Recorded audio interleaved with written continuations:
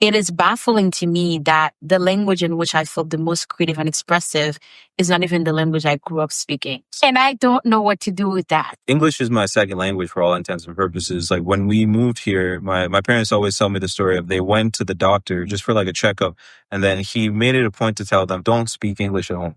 He's going to learn English when he leaves house. Only speak in Sinhala. That's the only way he's going to learn. And because of that, even now, I can't speak to any of my elders in English. Even if they speak to me in English, I'm responding in Sinhala just because that's how I'm programmed. But that being said, it's not my first thought when I'm being creative. Because like you think in the language that you're speaking. It's not like I want to speak Creole, so I say it in English. No, like you have to think in that language. But then like my creative language, when I hear a beat, it's English. And even down to when I'm making a Sri Lankan song, so I learned it completely phonetically. Yeah. So I can't read or write it. So the second I started making music, all my family and friends like the Sri Lanka are like, yo, you got to make some Sri Lankan music.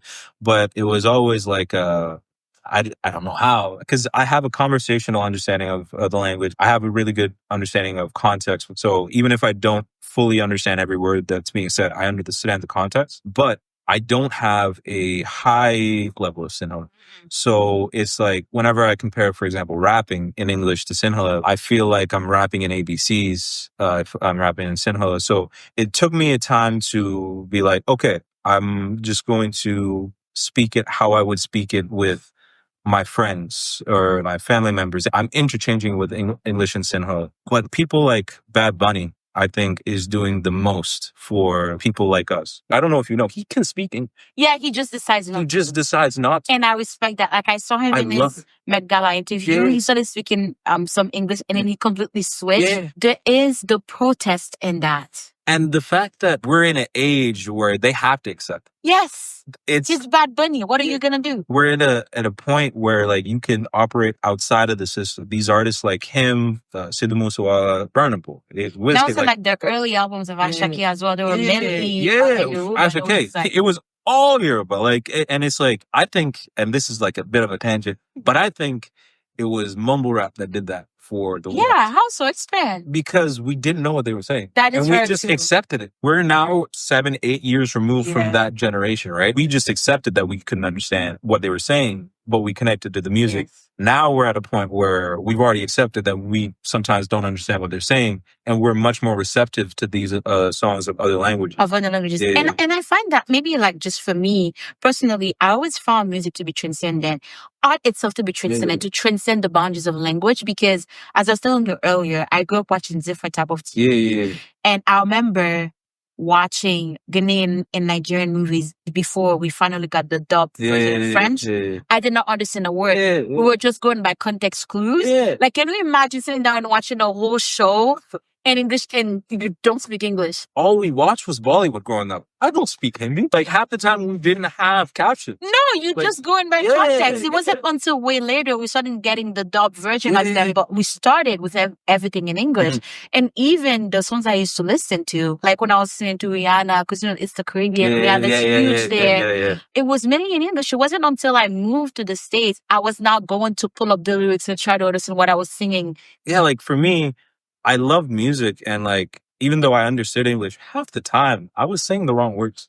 Like, I think that's half the reason why I became a rapper. Because like, I thought I knew what they were saying, so I was just singing that. And then like, one of my friends would be like, that's not what they say.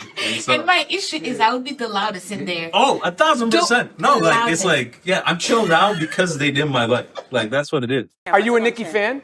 What? Am I a Nicki fan? Pull up in the Sri Lanka. What? Y'all want When I got to Florida, I had to cut all French and Haitian Creole media. I had to stop writing in those languages because if I wanted to be fluent in English, I had to fully immerse myself. So I stopped listening to all the French music, stopped engaging in Haitian media, just strictly English. And one way I taught myself to pronounce things was I would write English word in Creole because when I sound them out, they sound English. Oh, shit. That's cool. That's the thing that like people don't understand. You have to figure out what works for you.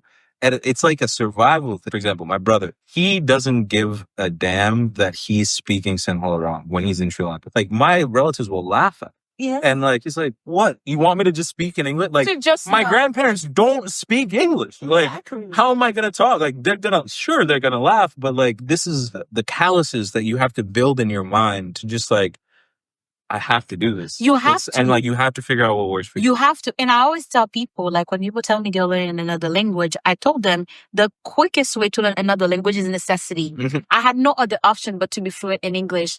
And in American high school, it's a necessity. You have to speak the language, because if I don't speak English, that means I'm not going to graduate high school. That means I can even function in the country. And I'm in Florida. Like the majority of immigrants there are Hispanic. So it's English and Spanish. There was a huge Haitian population, but just not in the area I was in. So I didn't even have that, I can still be speaking Creole. I had to speak English. So I knew that it was going to come at the price of me feeling isolated from my heritage. But what was I going to do? Like, I'm here. I have to make here work. So that was the last time I just stopped. And since then, I've not written any poem, anything in Creole or French for that matter. Like, it's insane. But after this project I'm working on, that's going to be the thing I do. Try to, go back to the roots, forget who we are and where we come from. Torn between worlds, a tightrope over. I got big shoes to fill, these are hand-down loafers. I keep my composure, even when the storm's coming. Cumulonimbus clouds follow where I'm running, got me trying to